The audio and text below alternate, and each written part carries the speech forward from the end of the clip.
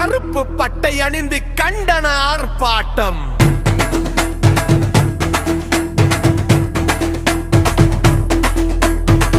அரசு ஊழியர் ஆசிரியர்களின் 22 ஆண்டு கால கனவு கோரிக்கையான பழைய ஓய்வூதிய திட்டத்தை மீட்டெடுக்க பல்வேறு கட்ட போராட்டங்களை நடத்தி வந்த நிலையில் நேற்றைய தினம் மாண்புமிகு தமிழர் அவர்கள் அதற்கு மாற்றாக பங்களிப்பு ஓய்வூதிய திட்டத்தின் அடுத்த நிலையாக தமிழ்நாடு உறுதி செய்யப்பட்ட ஓய்வூதிய திட்டத்தை அறிவித்தது.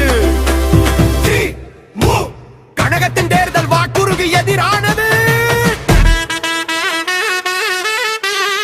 சில சங்க தலைவர் வெற்றி காலிப்புள் மிதக்கும் இவ்வேளையில் இந்த அறிவிப்பு அரசு ஊழியர் ஆசிரியர்களின் சமூக பாதுகாப்பை சவப்பெட்டிக்குள் அடைத்து விட்ட வழியை உருவாக்கியுள்ளது.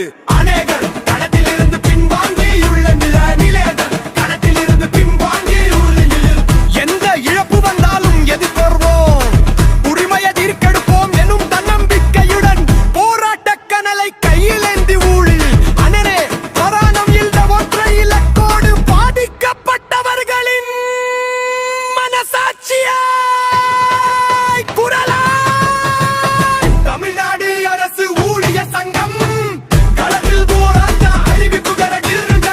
தமிழ்நாடு அரசு ஊழியர் சங்கம் களத்தில் போராட்ட அறிவிப்புகள். அந்த வகையில் பழைய ஓய்வூதியம் ஒன்றே எங்கள் இலக்கு.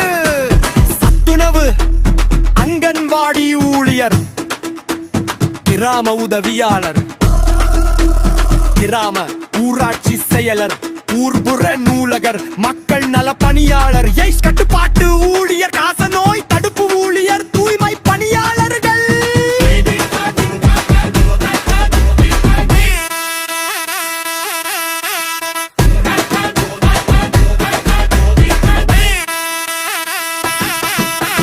நீர்த்தேக்க தொட்டி இயக்குபவர், பல்வேறு துறைகளில் பணியாற்றும் கணினி இயக்குபவர்கள், சாலை பராமரிப்பு ஊழியர் மற்றும் தற்காலிக ஆசிரியர், இடைநிலை ஆசிரியர் உள்ளிட்ட இன்ன பிற கிளை ஊழியர்களின் கோரிக்கைகள் அரசால் ஏற்கப்பட்டு